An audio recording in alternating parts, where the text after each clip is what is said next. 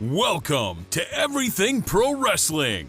Everything Pro Wrestling is a show by the fans, for the fans.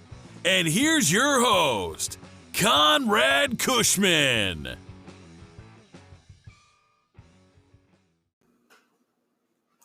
Everything Pro Wrestling, it's your boys from the Everything College Basketball Podcast and Facebook group. I'm Josh Burton, letting you all know that if you like the college game, that there's only one spot to come find all you need to know. Yep, Josh, Peyton, and myself, Tyler. We are the three voices of ECB podcast and Facebook group. Peyton, tell them where they can find us and listen to us at. Well, Tyler, you can find us on Anchor, Spotify, iTunes, Google Podcasts, and all other podcast hosting sites. Also, go join our Facebook group, facebook.com/groups like Everything College Basketball. So if you want everything you need to know about the collegiate game or have a passion for it, there's only one spot that you need to check out on a weekly basis or a daily basis with the Facebook group. That's Everything College Basketball. Now let's get back to Conrad informing you on everything pro wrestling and the workings around it. Brother.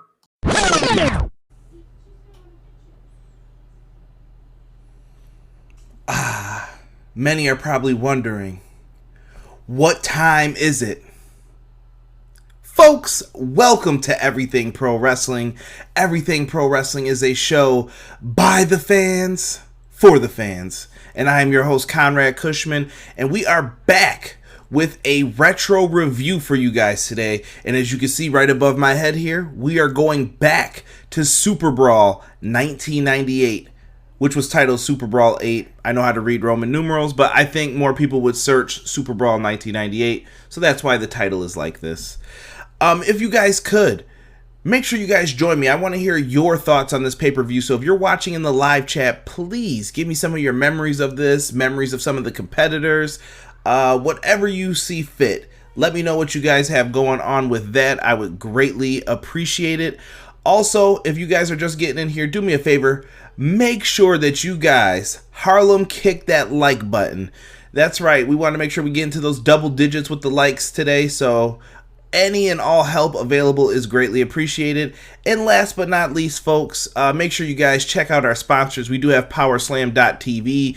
If you are listening on the audio version, you'll hear a promotion for them later. Also, check out our friends Everything College Basketball. And last but not least, check out our good friend, the Hasbro bookmakers. They're going to also have an ad in here at the end. These guys do tremendous things. Powerslam.tv in the description box. We do have a free giveaway. You get your first month free using the code EPW show. So make sure you guys check out some free independent wrestling on your boy. So I appreciate you guys, and that's the love I'm giving back out for that right now. Gaming Monster 66, what is going on, brother? Good to have you in here. Yes, I sent you a message back on Twitter, brother, so I'm glad to see you in here, man. We got Rob in the house. Let's see, Donnie is also in the live chat right now. Gaming Monster, if you like the content, man, please hit the subscribe button. Anybody is more than welcome to subscribe. But enough of me with the jibber jabber and all the talk. Let's get into WCW Superbrawl 1998. Now, I usually have to give my briefing where I am at the time, and it's very, very, very important to me to kind of remember some of these classic events. Where were you? What were you doing? The year was 1998, 5th grade, man. Hard times, I like to call it, hard times.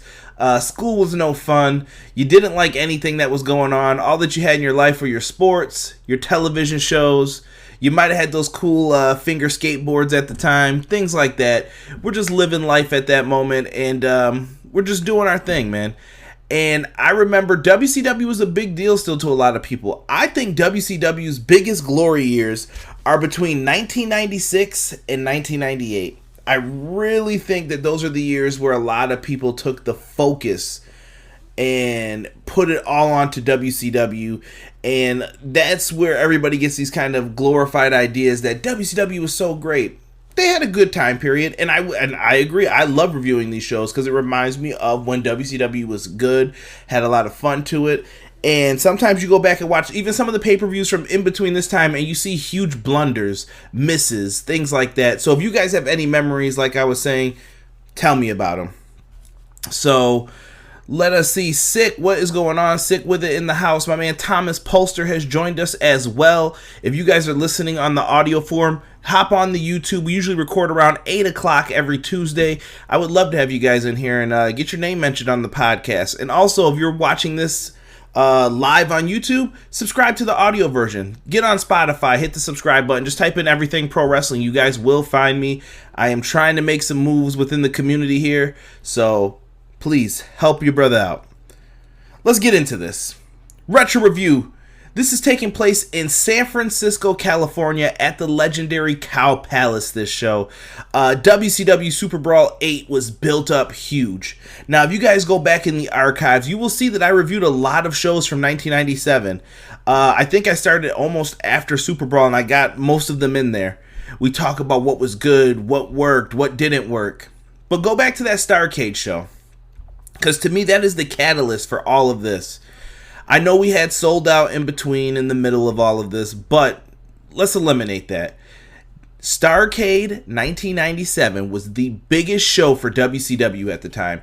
They had to make a move here. Hulk Hogan versus Sting. Sting had not talked in a year. Sting had not done anything. And what do they build this show around is, will Sting be able to take the World Heavyweight title from Hollywood Hogan? The NWO was an unstoppable force at the time. Yeah, you had people like Luger and them take it away, but Hogan always found a way to get it back. Could Sting be the man to keep Hogan at bay for a while? They do this weird screwy finish. Bret Hart had just got screwed the previous month in Montreal at the end of 1997, and we get to Starrcade. They do a screwy finish. Nick Patrick fricks up the 3 count. It looks terrible. It goes to crap. Everybody knows this is one of the worst finishes executed in pro wrestling. It did not work. What does this have to do with Superbrawl 1998? I'll tell you.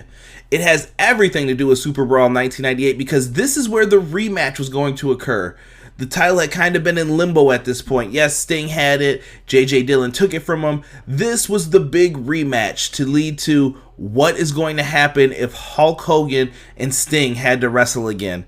And that's our main event for this show. And we're going to get into everything that takes place in between. I see Mr. Floodwater has joined us as well. If you guys have questions, I'll answer them at the end of the podcast if we got time. So you guys can hold on to some of those. I see some people asking questions. Donnie, every time I hear Hard Times, I think of you. Stop. Hard Times. That NWA song that he was singing on one of our reviews. Let's get into this, guys. We get the intro. And the intro to the Super Brawl pay-per-view in 1998 focuses in on something that's going to become an issue later on. The NWO and Macho Man. Is there dissension in the ranks? The Macho Man had been part of the NWO this whole time, but Macho Man's not feeling it anymore. He's tired of taking orders from Hogan. Be a man, yeah. He's doing a lot of things in here that just seem kind of like he's tired of the NWO. Okay. So is the NWO losing focus? Are they losing power? That's the first thing that was going into my mind watching this. Then you also have Hogan versus Sting. They build up the title match that we talked about already. Good intro. I thought it was very well done. Superb. Your commentary team. We've got Mike Tenay. Love Mike Tenay when he is in this role that he had in WCW, the guy who knew about all the cruiserweights, basically the analysis of the team. He could come in there and tell you, hey, this guy's really good at hitting the Hurricanrana. I forgot how he said it, but Mike Tenay always had funny ways of saying things, and he was just like, Juventud Guerrera's been in Mexico for blah, blah, blah, blah, blah, training for this many years. He knew who trained them. He knew everything. He had all the analytics down. Mike Tenay was good in that role. Now we've got Tony Schiavone as the lead commentary guy. Does a great job here. And one of my favorites of all time, Bobby the Brain Heenan, also on commentary. They are hyping up the big match, telling everybody what is leading to everything that's going on within this event. Looks really good, right? We get to the first match. It's for a championship. The first contest is for the WCW television title. And we find out that the winner will face Saturn later on. And it is going to be the challenger, Booker T, I can't believe I'm raising the roof on this review. Booker T is coming out. He is on kind of a singles run. Booker T was becoming a big deal at this time. A television champion in the making. Booker T is somebody that you wanted to see. Now, where did Booker T get all this from? I believe Stevie Ray was out injured at the time, and Booker T was trying to make a name for himself still without his brother. Usually in other companies, they may sit you down because your tag partner got injured. Booker T was holding it down for the Harlem Heat, and I thought he did a great job as a singles wrestler. I really got into Booker T during this time period. And he's facing a name from the past that we haven't seen in quite some time. Rick Martel. Not the model, just the wrestler, Rick Martel. And I've kind of got a crazy story about this. Rick Martel is the television champion at the time. I believe him and Booker T were having kind of like a back and forth feud over the title. So during this time period, Rick Martel wound up in WCW. And if you guys didn't know, he went away for a little bit, and Rick Martel had the opportunity to go back to the WWF, according to, I believe Don Callis told this story on the podcast he used to have with Lance Storm. And he told that Don Callis wanted to go to the WWF. Rick Martel got offered more money to go to the WCW. And it was Don Callis' dream to go to the WWF. We know what happened with him. He went on to become the Jackal. He was in there with Kurgan and everybody else. And things didn't work out too well for Don Callis. Rick Martel went over to WCW. He got paid a lot of money, and we didn't see him for a long period of time. So it felt kind of weird to think about, was it worth it for Rick Martel to go to WCW? That's a hindsight thing. That's for people to decide. I had a lot of fun with both of them playing their roles in each company. I would wonder what it would have been like if they came in as a tag team like they were in Canada. I really didn't get to see too much of Don Callis and Rick Martel as a team, but I heard they were pretty good, so it would have been interesting to see what would have happened with them. Now, during this time, a lot of people maybe thought maybe Rick Martel's lost a step since, he was in WWF in 1990, 91. Rick Martel was still good during this time period. Damn good. So Rick the Model Martel is representing the television championship very well in this match. During all of this, we see the Flock early on come out. The Flock is Raven's kind of posse, his group. He's out there with Saturn, Itch Boy, aka Billy Kidman, Van Hammer. They had everybody out there. Lodi with his stupid signs. They were just all out there doing their thing, kind of just sitting back, being Raven's Flock. They would just sit in the crowd. Sometimes it just looked like misfits that didn't belong. Good use of characters. I thought it was different to have people sitting in the front row. You gotta think of the revenue loss, though, that they did just to get their characters over. But it was different, so I didn't mind it. The Flock sitting ringside. Martel ends up locking in the Quebec Crab on Booker T. Booker T is struggling, and he finally makes it to the ropes. Booker T's lower back is hurt, and they've been putting on a hellacious match. But these matches were kind of moving quickly. They're bouncing off the ropes, hitting each other, knocking each other down. Classic television title matches. If you don't know what I'm talking about, just type in Arn Anderson for the television title. Any era, you'll see exactly what I'm talking about. Booker T ends up hitting an axe kick, a spine buster, and goes for a moonsault-like move, and he misses. Martel jumps from the middle rope and eats a Harlem sidekick for the finish. So basically, Rick Martel made a mistake. He took a risk, and he paid for it by eating a Harlem sidekick. Booker T gets the 3, 1, 2, 3. Booker T is your television champion here. After Booker T wins it, we know how this goes. But for this match, I separated the grades from this. Booker T and Rick Martel I gave a B+ to. But remember what I said about Saturn getting a television title match? He earns it right here. Saturn hits the ring immediately and starts whooping on Booker T, and the ref rings the bell. Saturn throws Martel out, locks in the rings of Saturn on Booker T, and they start the match after he does all of this. Booker T is down. He's defending the television championship against Saturn. Now, I know a lot of you guys may not know who Perry Saturn was. Perry Saturn was a bad boy back in the ECW, WCW days. I thought this guy was really good. Hell, he was good in the WWF when he first came in. But Saturn is someone who I don't think people give enough credit to these days. He was a real innovator in the ring and really good in the ring. He could do things that just surprised me. Some of the things in here actually scare me in all of this. And I got to give a shout out to Mr. Floodwater in the chat and Connor as well. Prince Rockstar joining us as well. And Prince Locke joining us as well. Thank you guys. Yeah, so Saturn ends up hitting the ring. He's facing Booker T. Now, we start off with many roll-ups, and Saturn was so athletic that when he's rolling through on these roll-ups, Booker T's legs are long, and he's getting all tangled up into the rope, so that wasn't working, so they abandoned that real quick. Afterwards, we see a unique backslide. This is what I'm talking about with Saturn. I noticed this throughout the match. He had lots of moves that were just different. He goes for a backslide, and then instead he opens his legs like a sunset flip and pins Booker T that way. Booker T gets out of it. Afterwards, Booker T's on the outside of the floor. You know how people set up for the Asahi moonsault? They jump up to the middle rope and then do the moonsault backwards flip. Saturn did a Vader bomb onto the floor from the middle ropes. Unique. I don't see people do that anymore. I mean, I think Saturn probably destroyed his knees doing that, but something different. Innovative. Exactly what I was talking about before with Perry Saturn. I'm telling you, dude is good. So afterwards, these guys go back and forth for a few minutes. Booker T goes to the top rope. My favorite move of Booker T is not the bookend, it's not the spinneroonie, and it's not the axe kick. I love the Harlem Hangover.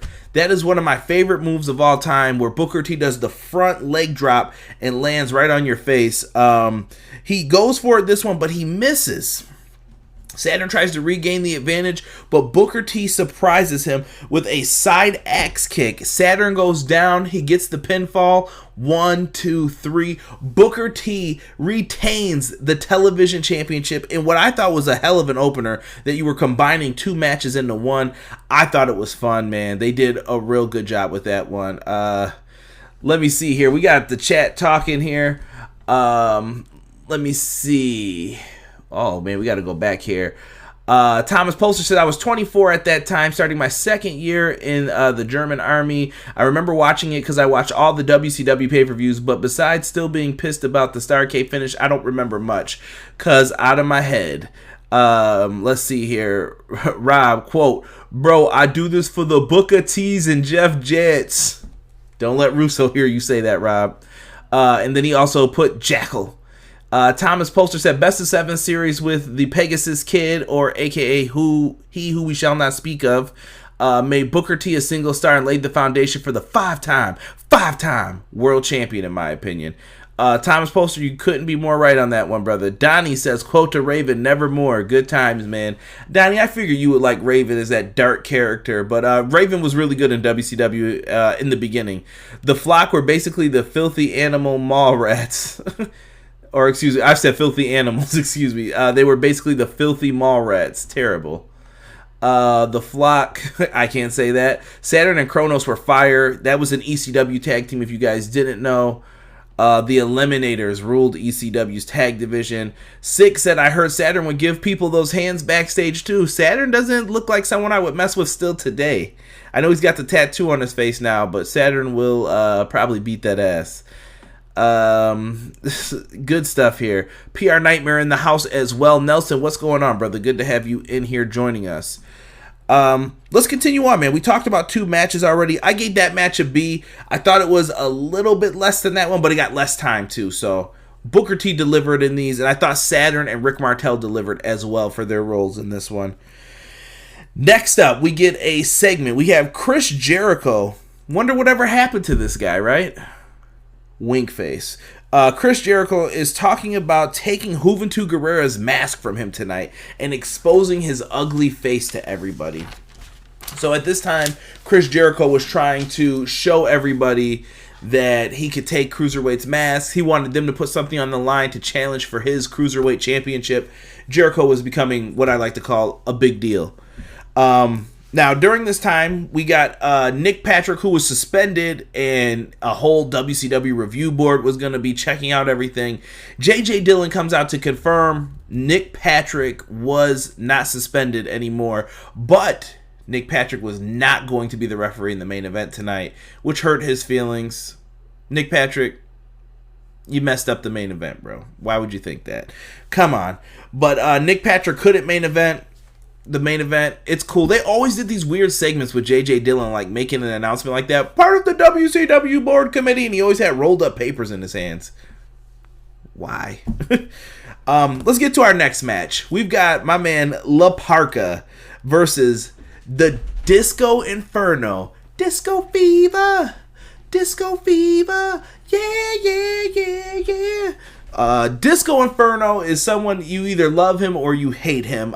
Disco Inferno was always entertaining to me. I have fun watching him. Same thing with La Parka. I thought La Parka was really good. Hated that he was in the Cruiserweight division, because when you look at La Parka, he's a big boy. He's not. I don't think he's a Cruiserweight at all. But they always put him in those matches because he could take the move so well. So La Parka ends up coming into the match. He was the chairman at the time, so he'd always play the chair. And La Parka ends up getting tossed onto a chair in this match. Nothing much happened in this. This was a basic match. You're going to see clotheslines, neck breakers, drop kicks, fighting on the outside, people getting thrown into the ring posts, stuff like that. These guys had a basic match. It's Disco Inferno. At the same token here, he hits a nice swinging neck breaker, but how does the match end? Disco Inferno had a new finisher around this time, and it was the Chart Buster. What is that, you may ask?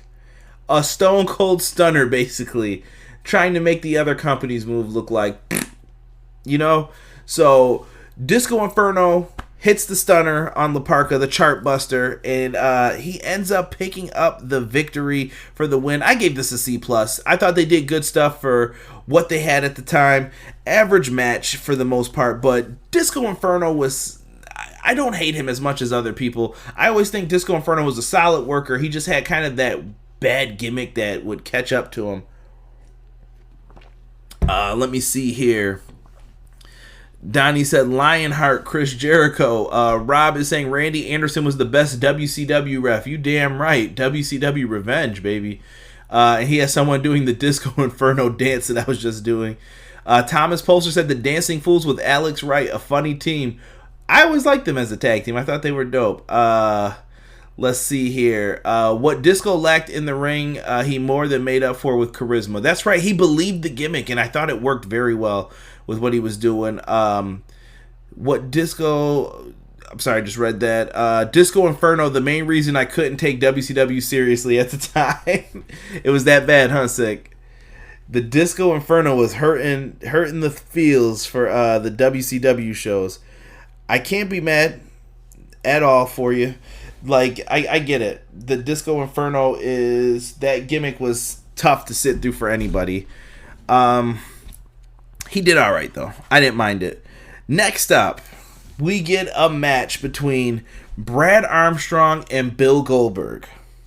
Now, this is during the massive push of Goldberg. At this time, people were starting to connect the dots that they like this dude, and he's someone who's getting pushed. Go back to my Starrcade review. Him and Mongo had a shit match. I don't care what anybody says. There's no other way to put that. It was bad. It was bad. It was a stinker. So this time, they have him paired in the ring with someone who I think is one of the best at putting people over, Brad Armstrong. I wonder what his brother ended up doing. Oh, you didn't know? But Brad Armstrong ended up doing a really good job here for Goldberg. He gets destroyed in minutes. This was the classic Goldberg match. Goldberg's music hits, headbutts the door, comes out with the security. He gets his entrance, gets his fireworks, breathes in the smoke, breathes it out. You want to see a couple power moves, spear, jackhammer, take it home, baby. Bill Goldberg gets the win. That's exactly what this was. Now, grading this is tough. Usually you would give something like this an NA, but I feel like this was a lot of Goldberg matches. So where does this rank? I gave this a B-. I thought Brad Armstrong did a great job putting him over. Goldberg looked intense. This worked compared to that Mongo match. They tried to make the Mongo match competitive, and that was just trash. That's all I can say about it.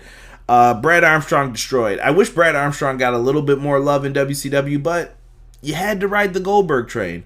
If it was up to Goldberg, he would have lost to Bobby Eaton. You couldn't do that, man. Bill Goldberg, they were trying to make money with this guy. Let's see here. Dang, where's Alex Wright at now? I think he's training. I don't know if he's doing fitness or wrestling, but he's still at training, I believe, in Europe.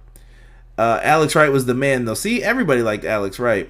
Back in Germany in a wrestling school. Thank you, Thomas Poster. I saw somebody write Oldberg. Rest in peace, Brad Armstrong, underrated performer. I agree with that, Rob. Prince Locke said William Regal needs to expose Goldberg again. Goldberg 10-second match. You guys summed it up perfectly. Let's get to one of the better matches I thought on this card. We had for the Cruiserweight title. So it was Cruiserweight title versus mask. You have Lionheart Chris Jericho. Chris Jericho was a heel at the time. Real D-bag. Chris Jericho versus Juventud Guerrera. Hoovy. So this is back when Juventud Guerrera had a mask. I know some of you may be too young to remember that, but Juventud Guerrera used to always wear a mask. We never knew what he looked like, and Chris Jericho had threatened to expose him during this time, and he said he was going to expose all the cruiserweights' faces and yada yada yada. All right, Jericho. So during this, you start off the match. Jericho's just playing the cowardly heel. He doesn't want to fight. He doesn't want to wrestle. Jericho eventually gets knocked out to the floor, and he does a perfectly heel move. I don't know if Eddie got the idea from him or maybe Eddie gave him the idea.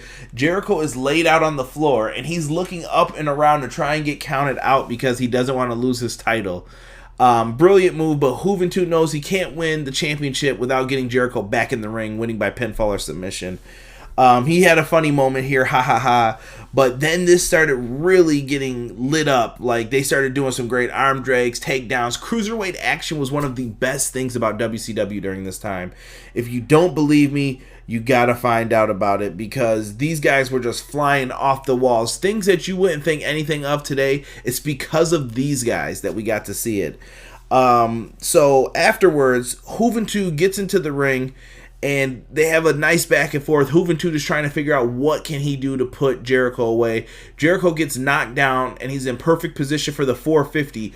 Juvi hits the 450 on Chris Jericho. 1, 2, 3, but right before the 3 count, Jericho ends up getting his hand on the rope. The bell rings.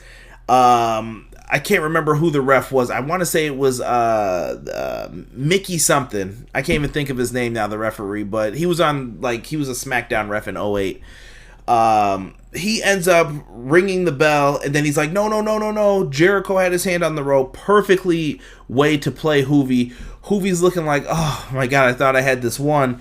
And everybody popped for it. Jericho gets his hand on the rope, and afterwards he goes right after Juventud's leg. He starts attacking it because he is setting him up for what we all think will be the Lion Tamer. So he starts working on him, but Juventud's coming back. He starts getting that babyface comeback. He goes for the Hurricanrana, and Jericho catches him in the walls of Jericho, or the Lion Tamer, we'll say, in the middle of the ring. He puts that knee on the back of his neck. There is nowhere for Juventud to go. He's sitting there. He's fighting. He looks, and he has nowhere to go but to tap out. Juventud Guerrera loses his mask to Chris Jericho. That sucks. You didn't see things like that at the time, and WCW was not thinking back then. Why on earth were they not thinking? You lost so much money in some of these guys by removing their masks. You killed the mystique, and it didn't respect pro wrestling. I don't know the logic behind this. If someone in the chat knows, please tell me in this. I don't get it, man. So we give this a B+. I thought this was really good. I loved even the false finish with Jericho getting the hand on the ropes. And it's really going to bother me if I don't remember who this WCW referee is. So guess what? We're going to the Google machine. Mickey J. Holy crap, I can't believe I couldn't remember that. Mickey J was the referee, I believe, for this one. Hoovy sits there and he has to unmask. Juventud shows his face. He was a young kid during this time. He had the baby face look.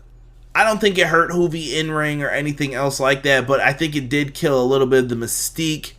But Juventud wasn't the only one that this will wind up happening to. We'll talk about that at another time when we have to get to it, because I can go on a big rant about the whole removing masks and why would you do that. Doesn't make sense to me. Next match. Ugh. Oh, we got ourselves a freaking, I don't even know what to call this. We have from former Chicago Bear Steve Mongo McMichael. He is getting ready to take on Bret Hart's own family member, the British Bulldog, at this point. So I don't understand this. Like, Mongo McMichael comes out and he does this entrance. I don't understand why Mongo was pushed so hard back then. I get that he was a big name and they had him on commentary, but Mongo just didn't fit the bill that we needed for a WCW like top tier guy. They made this dude the US champion at the time. It just wasn't working for me. So Mongo comes out with fire, though. He always was intense. That's the one thing you can give him. Like, the dude wanted to be out there. He comes out intense. Bulldog comes out in the usual setup. Bulldog looked like $1 million here. Body was still immaculate. And hopefully the rumors are true that he is going into the WWE Hall of Fame, because he's long overdue to be put in that. So Bulldog in this match ends up using the sharpshooter at one point. I thought that was pretty cool that he kind of did a little homage to Bret here. And I know I said homage instead of homage. I'm being a smartass. Bulldog uses the sharpshooter, and oddly enough, that doesn't get the win here. So you're looking for Bulldog to try to set up for his trademark power slam, or Mongo to go for the tombstone. These guys just, I don't know how to call this. Like, they just were in the ring, just kind of hoss fighting, just big dudes knocking each other over, and you're like, this is ugly. And the match ends when Bulldog gets a Fujiwara armbar put in on Steve Mongo McMichael. I just threw my pen. What? A Fujiwara armbar? What the hell is this? The technical prowess of the British Bulldog outsmarted Mongo? This dude was a US champ. Come on, people. Weird way to end it. The referee stops it. Mongo doesn't tap. The ref stops it. And Mongo says he didn't quit. And he is jaw-jacking with the ref. Basically, MFing him. This is BS. How could you do it? Yeah, just not good. Not good. I gave this a C-.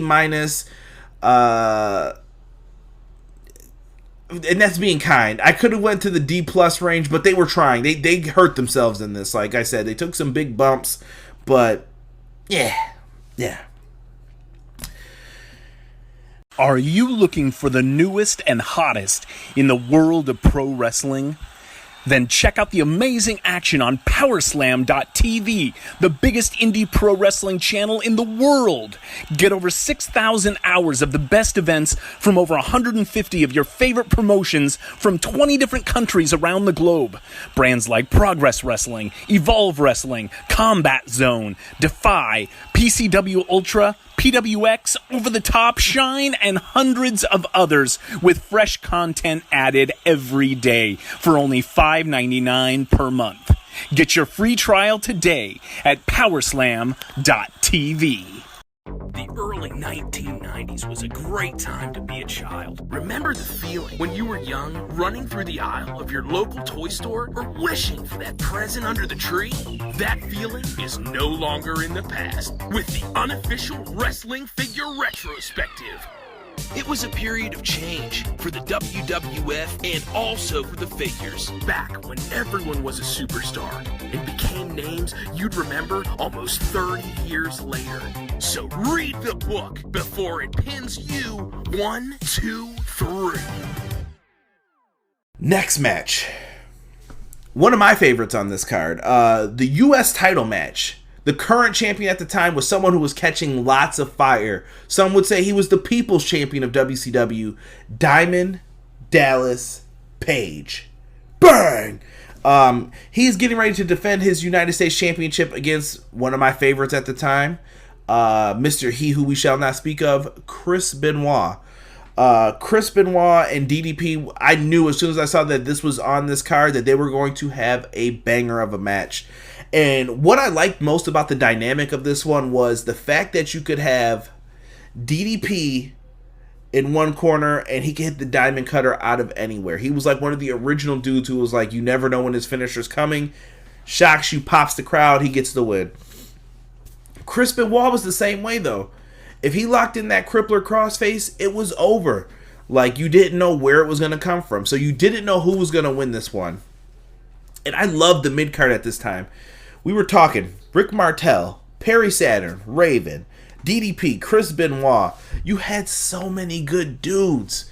Jericho and them aren't even in the conversation for this yet. The Cruiserweight division was good. WCW had things going on during this time. Foul, what is going on, brother? I appreciate you coming in here. Make sure you guys check out Foul Original Wrestling as well. Foul does great shows all the time. Wednesdays, watch-alongs. Give you a free plug in there, Foul, for joining us. I appreciate you. Let me see here. Thomas Polster is... Hold on here. We're going back real quick before we get into this DDP Chris Benoit. Rob says it was Bischoff's call to remove the luchador mask because he thought facial emotion sold better. You know what else sells? Replica masks. Rob, my boy, 100%. Thomas Polster said at least Mongo was better than LT, but that wasn't hard to do. I thought Lawrence Taylor had a good match with Bam Bam at WrestleMania 11. Honestly. Never mind that shit. Here comes Mongo. You're stupid, Donnie. The Rabbit Wolverine and Latino Heat were the best WCW stars for me. Agreed, PR Nightmare. Thomas Post said DDP was one of the greatest overachievers in wrestling, second behind Foley, in my opinion. Big ups for that. Chris Benoit, man, super talented guy. Yeah, really good, man. Kind of makes you sad to even talk about this. Like I said, though, this matchup was the Diamond Cutter versus the Crossface. They show respect at the start of the match with the handshake. I like it. They were both kind of baby faces at the time. And that changes real quick. It turns into kind of a heated competition, and that's what I love about it when there's two baby faces wrestling. Yeah, you can start off with the handshake, but then you get in each other's faces, and it's kind of like pushing, shoving, maybe a slap. They get into it. They do their thing. Now... these two also showed a lot of chemistry in this, and it's very hard sometimes to find people who you have that right chemistry with. And I'm going to pause for a second here to get some water.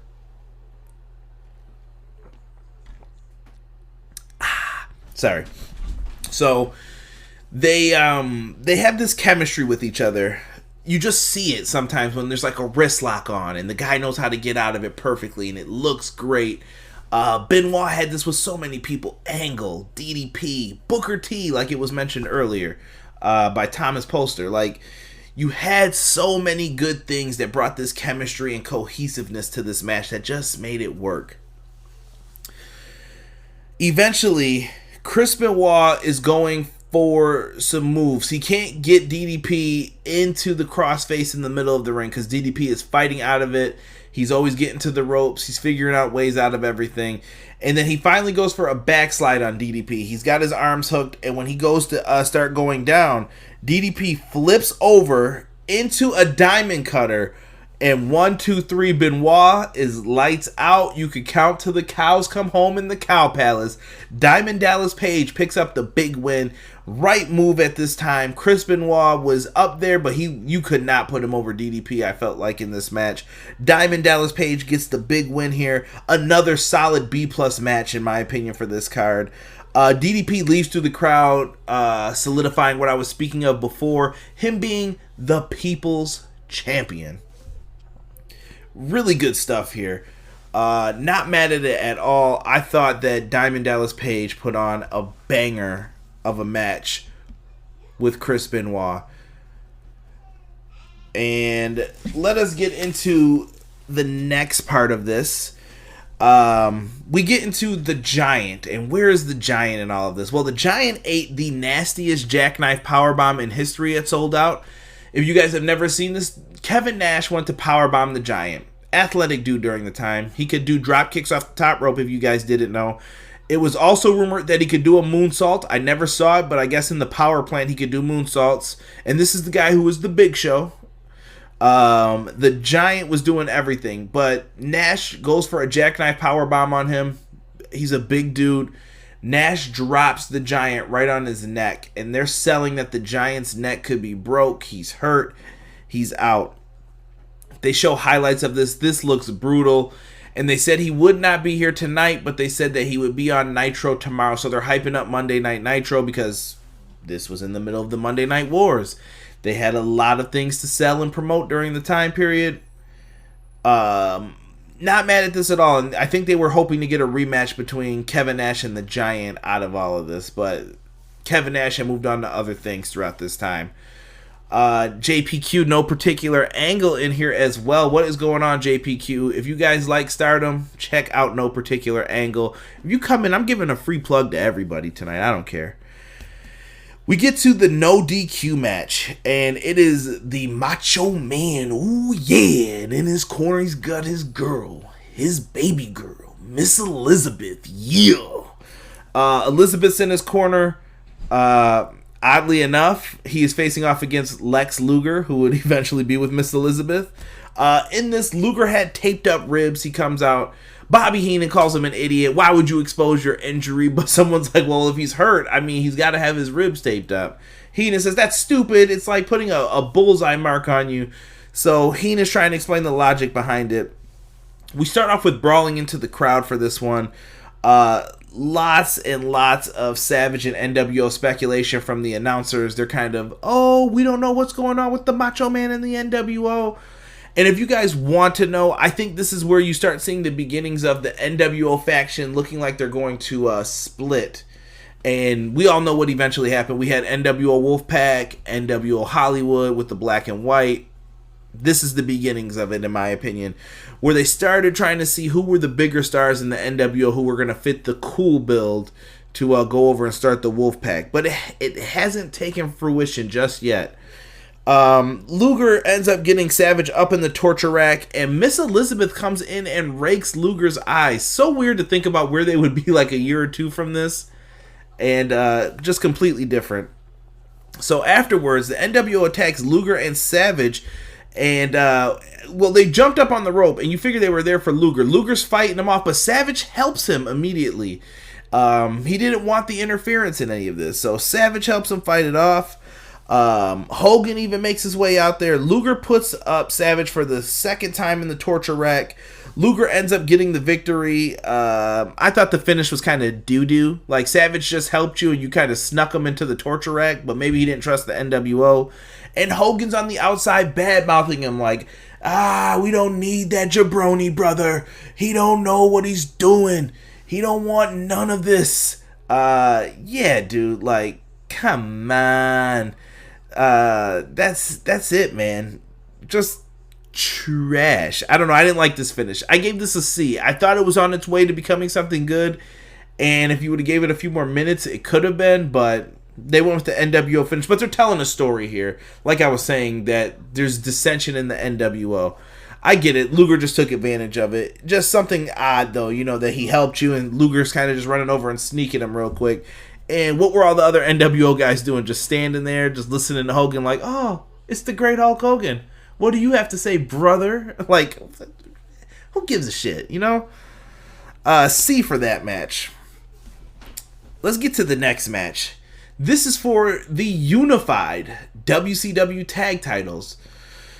So, at the time, they had these new WCW tag belts similar to the ones that we would see later on in 2000. They were a little bit smaller, but the exact same version. And then we also had the old-ass version of the tag belts that I think they took from Hall and Nash because, I don't remember, they weren't defending them. Hall was busy doing some other shit. You know, Hall and Nash had the tag belts, but they didn't defend them because they were single stars too.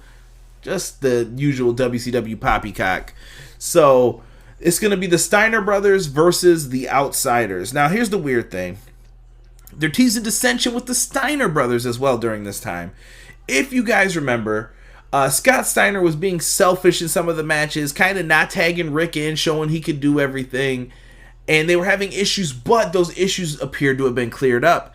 Things were starting to show like, it's getting better.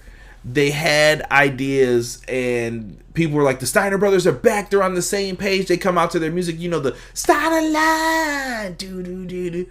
And they're with the $1 Million Man, Ted DiBiase. He comes out with them, and he wasn't the $1 Million Man. He was just Ted DiBiase. And the Outsiders come out with Dusty Rhodes. So weird to see the American Dream, baby, if you will, as a heel. Dusty comes out with the NWO, but he was wearing that fire red jacket. Heel Dusty was just, it broke your heart when you saw Dusty join the NWO. Just had a memory of that. But they talk about the issues, and they focus in on Scott. Scott Steiner is on the outside for this tag match. Rick is on the inside of the ring. He's ready to fight Hall and Nash. He is taking over. Rick gets really hot in the beginning, knocking people down, clothesline. He was the dog-faced gremlin, so he was always barking, running around.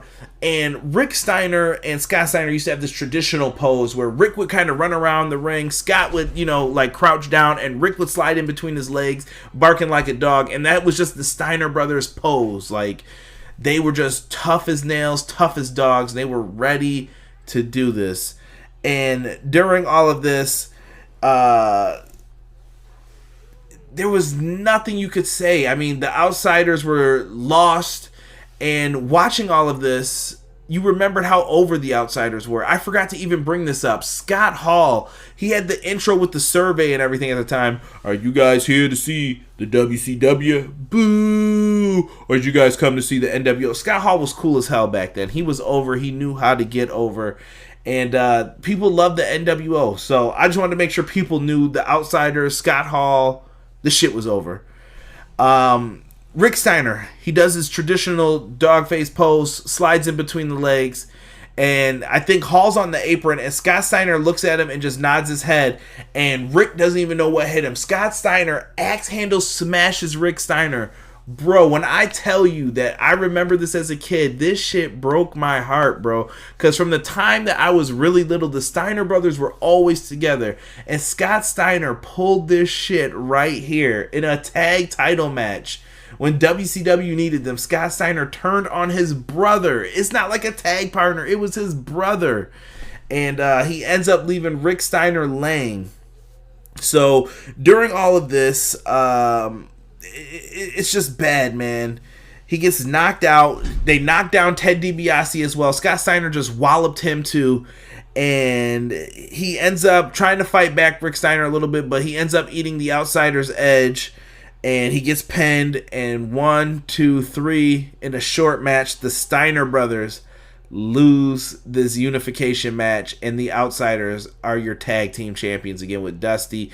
And Scott Steiner's too sweet in Hall and Nash. The announcers are disgusted. Fans are booing them. They are pissed.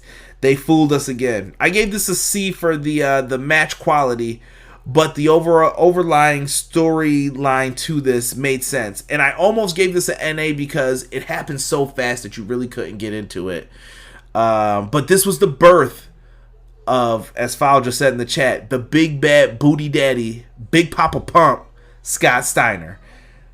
He did Rick dirty in this match, man. Hurt my soul. Let's see what we got people in this chat talking about. Let me see here. Don't turn your back on the Wolfpack. You might end up in a body bag. Diesel powerbombing Shawn at WrestleMania 11 was bad enough, but Nash powerbombing the Giant was near. Oh yeah, it was a bad one. NWO Dusty sucked in my opinion. NWO Dusty was pointless, but I remember Cody saying he cried when his dad joined. I don't know why that just tickled me, Prince. That was funny. Need a little excitement, snap into a Slim Jim. Ooh yeah. And the 276 member of the NWO, Big Papa Pump, the genetic freak, Freakzilla. Yeah, Papa Pump, man, he did his thing in this. We got a really crappy uncensored ad. Like, it's a jingle, basically. Somebody wrote, it was like, I'm not going to do this justice if you guys go back and watch this, but it was like, chairs, pears, hair, care, da-da-da-da-da-da-da, order WCW uncensored. And I just remember, like, what is this? Me and my brother would laugh at that even back then. I just thought it was kind of trash. We're at the main event, folks. We got Michael Buffer out there to make this feel like a big moment. If you know anything about boxing or big match feels, Michael Buffer coming out there and giving you for the millions in attendance, or whatever, for the thousands in attendance and the millions watching at home. And I'm not going to do the whole thing, but the let's get ready to rumble, that was a big feeling. I don't even want to know how much they paid him to do those just for the main event. Michael Buffer was getting paid back then to do those, man. Connor, what's up, brother? Let's see here. So, this is for the vacant WCW Championship. We got Hollywood Hogan versus Sting. Sting seemed to be a little bit more chipper in this one. I'm not saying that he was dark, but he wasn't the same character as he was in 97. I feel like that had been lifted off of him once he had talked to J.J. Dillon and called him a coward and everything else leading up to this. Really good stuff. So during this, I just remember all the disappointment, like I said, from Starrcade 97. Just, damn it. They had the moment in front of them, and then they just didn't do it the right way. I don't know if they did this to give Hogan another match or what. But Charles Robinson is the referee for this one. Little Nate. Woo! Charles Robinson is down here. And during all of this, he ends up taking a bump. Nick Patrick is the person who comes out. Sting is taking the beat down here. And for once, it looks weird, but Sting is the one hulking up. Not selling any of the punches or the moves. And, he does the, and Sting's beating on his chest and everything else. The Sting of old came out in this match. And Sting is beating down Hogan. And before the Scorpion Death Drop, Hogan even kicks Nick Patrick down. So Sting's got him looking for the finish. And when he's hitting the Scorpion Death Drop, Hogan kicked Nick Patrick to make sure there was no one to make the count. He's sitting there going for the pin. Nobody's there. Who comes out but the NWO? What do you know? And they're all coming up. And Sting is fighting them off left and right. Nobody knows what's happening. The Macho Man Randy Savage comes in, picks up a spray paint can that they have left in the ring, and he clobbers Hogan right across that bald dome. That's right, brother. I can say that. He clobbers him right across his bald head with the spray paint can. Sting is there, and he goes for the pinfall. Nick Patrick is there, and Nick Patrick counts 1, 2, 3. What do you know? Nick Patrick ain't that bad of a guy. So we get the 3 count in this one, and it was a happy moment. Sting wins the WCW title. The NWO thought they had him there. Savage helps Sting fight off the NWO. Very, very different.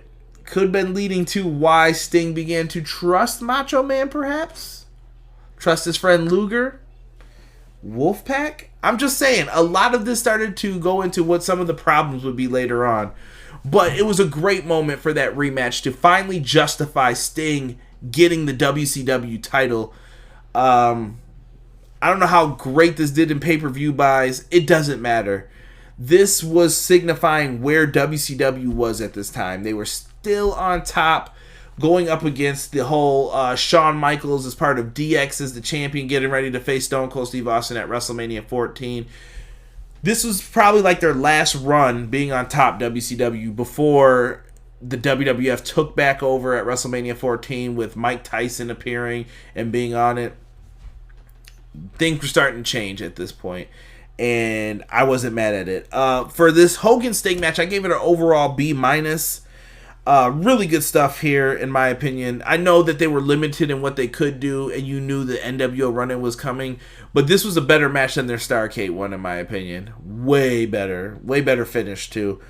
They get the win. Overall, great for this pay-per-view, though. I have to give this a B+. I thought this was a great show, and it doesn't really show because there's some clunkers in here, but I really think that this show deserves a B+ for the good matches. Jericho delivered. Booker T. Rick Martel. Booker T. Perry Saturn. Jericho Juventud delivered. The main event, I thought, delivered even. You had some good things that went wrong, too. Goldberg, Brad Armstrong was good for what it was. Mongo Bulldog was kind of a crap match. DDP and Chris Benoit was a really good match. This wasn't a bad show. I think a B+ is fair for this. And I know I'm upgrading it a little bit because I feel bad for the Outsiders match and the Macho Man Luger match. I think they deserved a little bit more. But it was storytelling more than anything else for where they were going in the future. And that's something we know now in hindsight. Let us see what the chat is saying here. Ready to Rumble Boxing. He was the boss. Talking about Michael Buffer.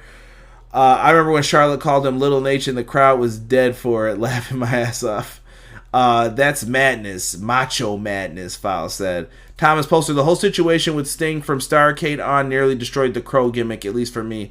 Yeah, I think it destroyed WCW personally, Thomas. I think it set them on a really bad downward turn for everything else. I'm not repeating that PR nightmare. Not trying to get my videos flagged. Yeah, really interesting things here. I'll kick it to the chat real quick. If you guys got questions or anything, please feel free to throw them at me. And like I said, if you're listening to the audio version of this, I will plug in the commercials at some point in here. I know some people had some questions. I'll answer any type of questions too. It could be WWE, whatever, AEW. It doesn't matter. The review portion for the Super Brawl is done. And if anybody's got some questions that they want to know, feel free to throw them in there. I'm going to have some water in between all of this. When you're talking on a podcast, man, kills the throat. Let's see here. I know somebody had a question before. Oh, Rob put up Mickey J. Henson, too. Oh, I didn't know that they called him Henson. Definitely should have just stuck with the Mickey J. Rob for that ref's name. WCW 2000 was the worst. I have to go back, Rockstar. I haven't watched any of that in a while. Nobody's made me watch it, so maybe one day we'll get the 2000s.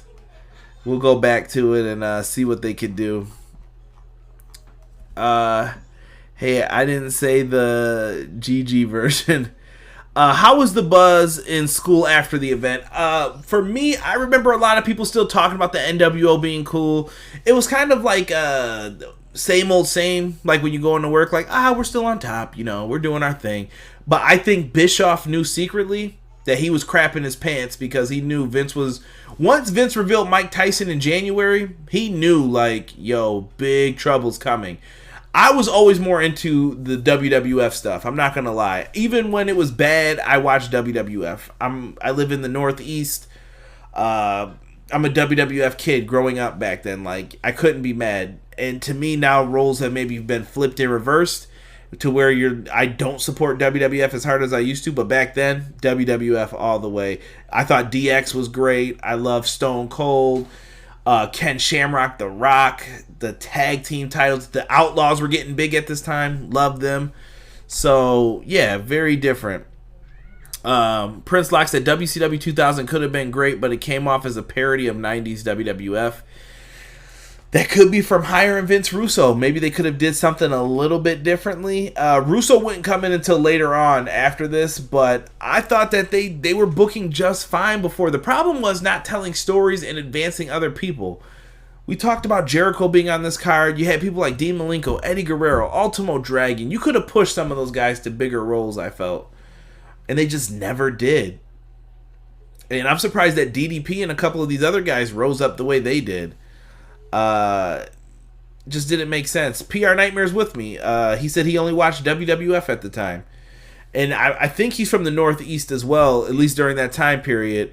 Nelson, you got to agree, man. Like, it was way better in my opinion. There was nothing that was touching it. I thought that the wrestling was better. Yes, the gimmicks were goofy and everything else, but that's what you just grew to expect with them. And maybe it's a regional thing, similar to rap music.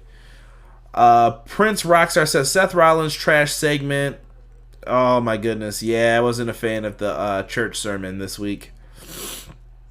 What is your favorite WWE pay-per-view ever? Prince Locked asked. It is WrestleMania 17 is my personal favorite.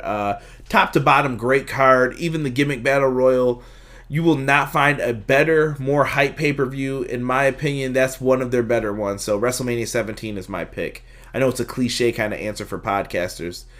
Thomas Polster said, at the time, WCW was on free TV, WWF on pay-per-view only, so I watched a lot more WCW and could only follow WWF by newsletter. The paper version, of course. That must have been tough back then, man. But WCW had great strategy, too. They weren't dumb. Eric Bischoff's no dummy. I think a lot of people don't give him enough credit. He's smart for how he tried to take down WWF. I give him credit. It just, when the money ran out, it was over for that. And once the ratings started to flip and Vince flipped it back on him, he had nowhere to go. And yes, Thomas, he said that was living in Germany. Prince Rockstar said, I watch more WWF than WCW as well. See? There's a pattern to all of this. And that's not to say that it wasn't great.